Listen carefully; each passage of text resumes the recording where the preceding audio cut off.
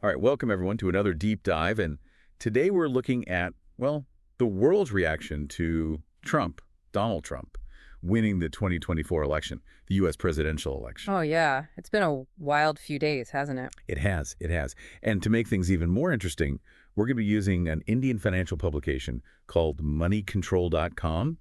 And they actually have a live blog from November 7th, 2024 that we're going to be pulling from. Interesting. An international perspective. Yeah, I figured it'd be fun to get outside, the U.S. bubble and see how the rest of the world's reacting. I mean, you might have heard like the election results, like, the basic stuff, but what are other countries really thinking and feeling about this whole thing? Right, because it does have global repercussions. That's huge, huge. Yeah. So just to kind of recap, I mean, I think everyone probably knows, but Trump defeated Kamala Harris, making him the 47th president of the United States. Yeah, and this is already like a historic election for a bunch of reasons. For sure. I mean, at 78, he's the oldest president ever elected. And then there's the fact that he's the first to be elected despite a criminal conviction and 2 impeachments. Unprecedented, really. Yeah. Oh, and he's also the first Republican to win the popular vote in 20 years. Wow. I mean, it's crazy to think that we're back here again with Trump at the helm after everything that's happened. Absolutely. And speaking of kind of like poignant moments, Harris's concession speech played out to Beyonce's Run the World Girls. It's like, given the outcome of the election, it just took on a whole other layer of meaning. Yeah, for sure. Okay, so let's get into some of these reactions from around the globe. Iran, for instance, sees Trump's win as a chance for the U.S. to reevaluate what they call wrong policies. So what do you think they're referring to here? Well, I mean, it's really interesting because this reaction from Iran, it highlights how much Trump's first term kind of shook things up, especially in the Middle East. Right. Remember, he pulled the U.S. out of the Iran nuclear deal. And that move, I mean, it significantly strained relations between the two countries. It did. So Iran might see this as a glimmer of hope for maybe a reset in their relationship with the U.S. Yeah. But, whether or not that happens, that really depends on what Trump does next. Right. It's less about being pro-Trump or anything. It's more about just hoping that U.S. foreign policy will change, in a direction that's a little bit more favorable to them. Right, right. So it's kind of like they're saying, okay, new administration, clean slate. Let's see if we can maybe find some common ground this time around. Exactly. It's geopolitics. It's complicated. It is. And sometimes just a change in leadership, regardless of who it is, can create an opportunity for new dialogue, some reassessment of the relationship. Right, right. Okay, speaking of, delicate balancing acts, let's move on to China. Xi Jinping, he sent congratulations to Trump after the election, and he emphasized the need for the U.S. and China to, quote, get along in the new era. So how do we interpret this? Is this like genuine goodwill that we're seeing, or is it just a strategic move on China's part? I mean, that's the big question, isn't it? It's kind of like China's being very careful, with their words. Yeah. On the one hand, they obviously want to maintain a stable relationship with the U.S., particularly when it comes to the economy. But on the other hand, let's not forget, there's some pretty deep tension between these two countries. Right. Issues like trade, Taiwan, regional influence in Asia, those are all major sticking points. For sure. And remember how Trump's policies in his first term, like those tariffs he imposed on Chinese goods? Oh, yeah. That shook things up between them. Big time. So China's gotta be cautious. Yeah, it's like they're walking on eggshells a little bit. Absolutely. And I mean, just the threat of those tariffs coming back, that could be a powerful bargaining chip for the Trump administration. Oh, for sure. So yeah, we'll have to see how this dynamic plays out over the next 4 years. Definitely a lot of uncertainty there. Now, speaking of tariffs, Tehran's already kind of bracing for potential fallout from, potential U.S.-China trade tensions. They're actually planning to help businesses move production out of China. Wow, they're not wasting any time. It seems like they're trying to get ahead of the curve, in this whole U.S.-China rivalry.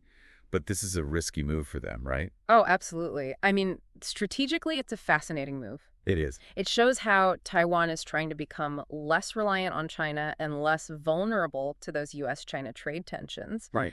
But it's also a big risk because it could be seen as aligning themselves even more closely with the U.S. Yeah. And that could really escalate tensions with China. Right. Right. It's a delicate dance for them. For sure. And speaking of delicate dances, or maybe more like awkward situations, Australia's ambassador in Washington, former Prime Minister Kevin Rudd, He actually had to do some quick damage control. He deleted some past comments calling Trump the most destructive president.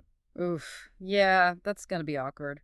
But it really shows, how tricky it can be for countries to navigate a new U.S. administration, Mm. especially one as unpredictable as Trump's. I can only imagine what's going through his mind right now. Right. So, meanwhile, Japan seems to be taking a more proactive approach. Yeah. Prime Minister Shigeru Ishiba, he's already planning to meet with Trump ASAP. Yeah, and that makes sense. Yeah, Japan's a crucial U.S. ally, for sure. especially with, China's influence growing in the region. They probably want to be first in line to like really understand what Trump's foreign policy priorities are going to be in his second term Right. and, ensure that the US-Japan alliance remains strong. Yeah, they don't want to be left out of the loop. Exactly. They don't want to be caught off guard. And finally, we've got to talk about Europe.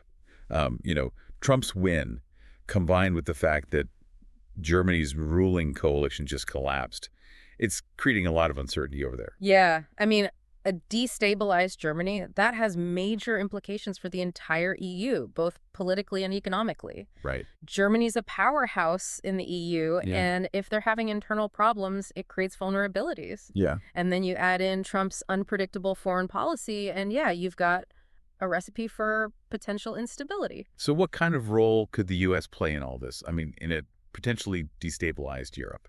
Well, that's the million-dollar question, isn't it? I mean, if you look Yeah. at Trump's past actions, he's shown that he's willing to, disrupt the status quo. They're not afraid to shake things up. Exactly. And he's definitely challenged traditional alliances. So it's possible he could try to take advantage of the situation in Europe. Maybe try to advance U.S. interests, potentially at the expense of European unity. Or, on the other hand, he could take a more hands-off approach, which could actually further weaken transatlantic ties. I think the next few months are going to be crucial in figuring out which direction this is going to go. Definitely a lot of unknowns on that front. So we've talked about the political landscape, but let's shift gears a little bit and see what's going on in the world of global markets. All right, sounds good. Because, there's been a lot of reaction there as well. Oh, yeah. Yeah, trying to predict Trump's cabinet picks is kind of like trying to read tea leaves, Ooh, I like that. So who are we talking about here? Any familiar faces from, like, his first term? Well, one name that's been circulating is Mike Pompeo for Secretary of State. He had that job during Trump's first term. Right, Pompeo, yeah. He's known for his, what is it, kind of like a hawkish stance on foreign policy. Yeah, that's him. He's been very critical of China and Iran. Yeah. And he was really key in shaping Trump's America First agenda. So if he comes back to that position, it could be a sign that we're going to see more of those policies, which, probably wouldn't sit well with a lot of U.S. allies and, of course, their adversaries, too. Yeah, for sure. Definitely someone to watch. Anyone else on that potential shortlist? Another interesting name is Larry Kudlow for Treasury Secretary. Kudlow. Yeah, he was Trump's chief economic advisor the first time around. Okay, yeah, the name rings a bell. He's a big supply-side economics guy, right? Exactly. That's the whole idea that if you cut taxes, especially for corporations and the wealthy, it'll stimulate economic growth. Right. And the theory is that, that growth will eventually trickle down and benefit everyone.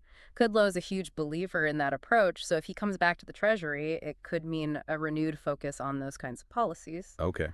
Which could have big implications for, well, a lot of things, taxes, trade, financial regulations, you name it. Yeah, I see. So it's kind of like Trump's putting together like a greatest hits album of his first administration. In a way, yeah. But, we can't forget that the world's changed a lot since Trump was last in office. That's true. I mean, the global landscape is different, the economic challenges are different, and honestly, Trump himself might have changed his thinking on some things. That's a good point, yeah. Ah. We could just assume he's going to pick up right where he left off. Okay, so we've got Pompeo and Kudlow as potential returnees. Anyone else generating buzz?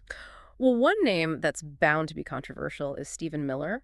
He was a senior advisor to Trump before, and he was the guy behind some of Trump's most controversial immigration policies. Oh, yeah, Geller. Yeah. He was the one pushing for, wasn't it like family separation at the border? Yeah, and he's also been a big advocate for restricting legal immigration and building that wall along the U.S.-Mexico border. Right. So if he comes back, it's almost certain that those hardline immigration policies are going to continue, which would definitely provoke strong reactions both in the U.S. and internationally. Yeah, for sure.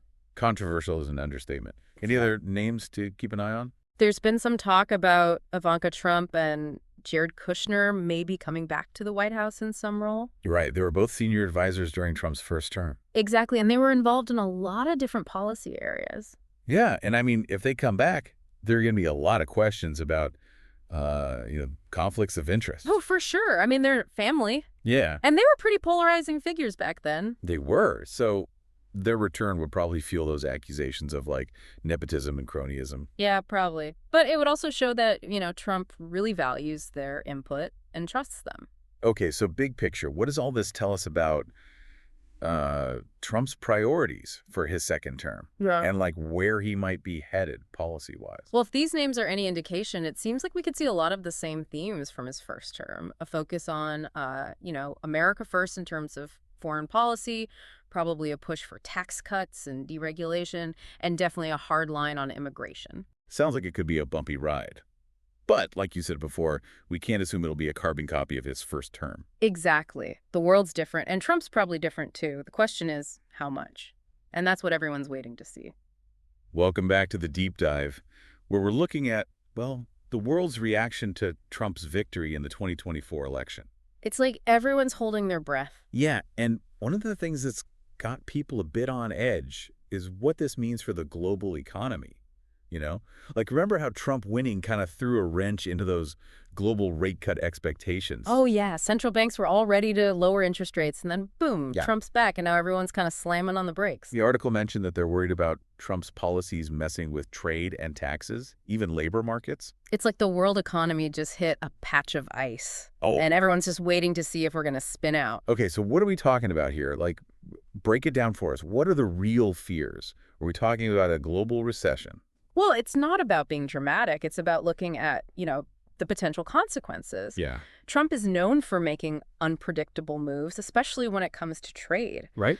His love of tariffs, well, that sparked trade wars last time, and no one really wins in those situations. Yeah, those tariffs on Chinese goods, I mean, those really shook things up a few years back. Exactly. So now central bankers are worried he might go down that road again. Okay. And that could trigger, a whole chain reaction, Mm. higher prices, supply chains getting messed up, slower economic growth. Yeah, no one wants to go through that again. Nobody. Okay, so we've got trade, but what about the impact on taxes and the labor market? How does that fit into all of this? Okay, well, with taxes, we know Trump likes tax cuts, especially for corporations, Right.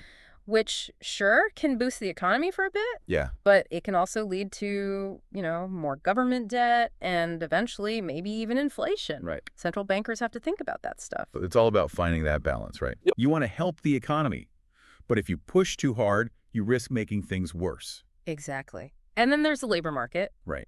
Trump's stance on immigration, that could play a huge role. How so? Well, if he cracks down on immigration, it could create labor shortages, in certain industries, which could push wages up, Oh, okay. which, again, could feed inflation. So it's like a giant economic puzzle, It is. and every move Trump makes changes the whole picture. That's a great way to put it. Okay, and then there's the whole thing about his vow to halt renewable energy projects, like right away on day one. Right. It sent shockwaves through that whole industry, right? It did. Remember Ørsted, that big wind energy company? Yeah. Their stock just tanked. Investors are definitely nervous. That's a pretty clear sign that, well, they're not happy about this. It's a big deal. Renewable energy was really taking off. It was. And now it's like, Yeah. well, there's a lot of uncertainty in the air. It feels like a step backwards, Hmm. almost, right? Like the rest of the world is embracing green energy, and the U.S. is, well, maybe hitting the brakes. It kind of feels that way. Yeah. And that has, like, real consequences, not just for the environment, but for, like, all the economic opportunities tied to clean energy. Absolutely. Companies have poured billions into this sector, and now the future feels a little less certain. For sure. Okay, so stepping back for a second, what's the takeaway from all of this, like from this whole deep dive? What have we learned about how the world feels about a Trump presidency? Well, I think the main feeling is one of caution. Just Okay. wait and see, with a little bit of brace yourselves mixed in. Right, right. The world is watching very closely, Yeah. trying to figure out what he's going to do and how to react. High stakes for sure. The next 4 years are going to be interesting, I'll tell you that. That's for sure. Well, it's been a fascinating deep dive exploring how the world is reacting to Trump's return. We've seen the initial shock and all the uncertainty, and we've dug into the potential economic and political shifts this presidency could bring. It's a lot to wrap your head around. It is, but hopefully this has given you a glimpse into what people around the world are thinking and feeling right now. It's a complex situation, that's for sure. And remember, this is just the beginning. Your first chapter. Exactly. The story is still being written, so stay tuned. Thanks for joining us for this deep dive. We'll see you next time.